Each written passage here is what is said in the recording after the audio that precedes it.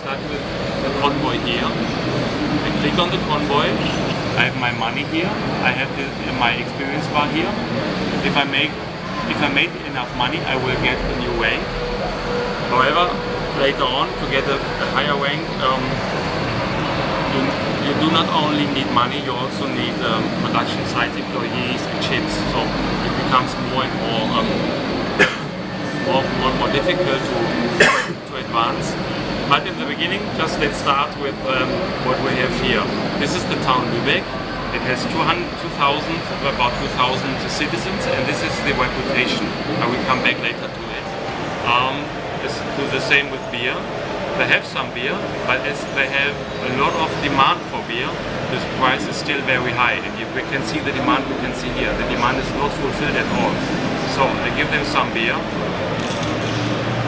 And now I look what they have to offer. Oh, it's cheese. 120. It's historical. They really exported cheese from Sweden in the late Middle Age. So I buy some of them. Oh yeah, they have lots of cheese. Much more I can buy. So you just sold beer and bought cheese? Yes. Okay. And on the way I drank some beer. So a lot of the beer went missing mysteriously on the ship. Yes. I don't know where it went. Okay, That's got a bit of dangerous thing. Fill a ship with beer. Yeah. Off you go, sailors. Never see it again. We're going to Aalborg. In this situation here, Aalborg is the only town that produces meat. That's because meat is a regional good in this game, and meat is produced in Denmark. And Denmark only has one town at the moment. It can be increased, but at the moment it's just Denmark. So you can just Aalborg. So you can imagine they're producing lots of meat every day because they produce for all the world, and they need a lot of salt every day because they need salt. I'm asking how you conquer the world with beer. Okay, your hometown is Lübeck. Unfortunately, Lübeck can produce beer. Good. So you go into Lübeck. You have to fulfill some preconditions, like you need a certain rank and you need a certain reputation. But then you can go to the local guide and you ask for a beer production permission. Then you can install breweries in the town as much as you want. Yes. And then but your breweries need workers, and to get workers you need beggars that are coming from outside the town, and you need to attract them by a good supply of goods in your town. So you supply your town with goods so that all the people are satisfied. Then you will get lots of beggars, lots of workers then, and lots of citizens. You buy residential houses for them, and your town will extremely grow because of all your breweries.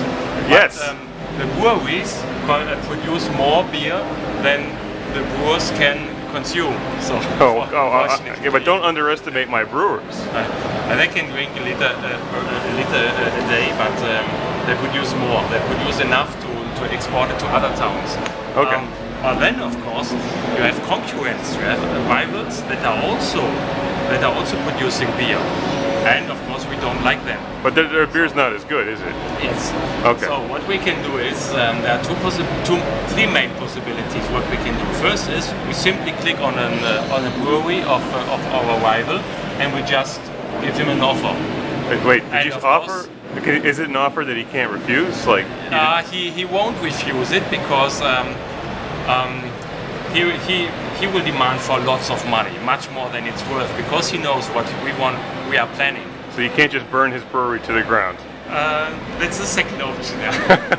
First option is just the good way. We just buy his breweries until we do this until we are the monopolist of all beer in the system, because beer can only be produced in 2 or 3 towns. So this is the first option. The second option is sabotage. So I go to the tavern and I give money to bad people to do sabotage, to destroy, for example, his buildings. So you can sabotage his beer production. Yes. which is also expensive on the one side. On the other side, of course, it's bad for your reputation, because you have to do it so often that sometimes they will discover you.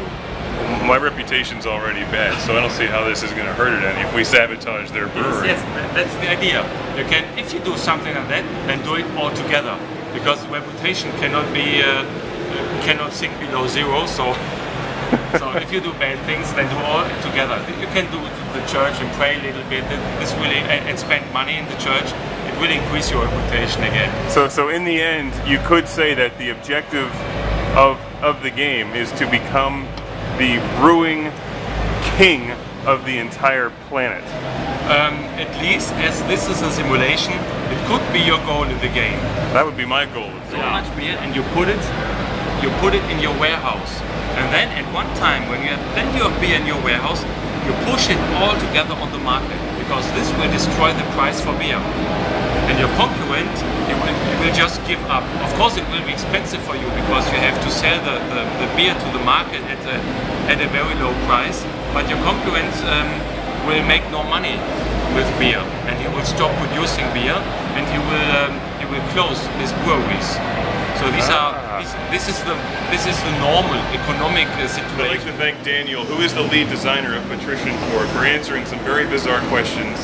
Me giving you a slightly hard time conquering the world with beer, but you said it. You can flood the world with beer in this game, and I think that's the best way to win. But apparently, there's a lot of other ways you can play it as well. So thank you very much for taking the time to talk to Classic Game Room. I think there's a lot of viewers that will enjoy a deep game like this. And what kind of beer is it? Are we talking ale or lager? Is it like a Hefeweizen?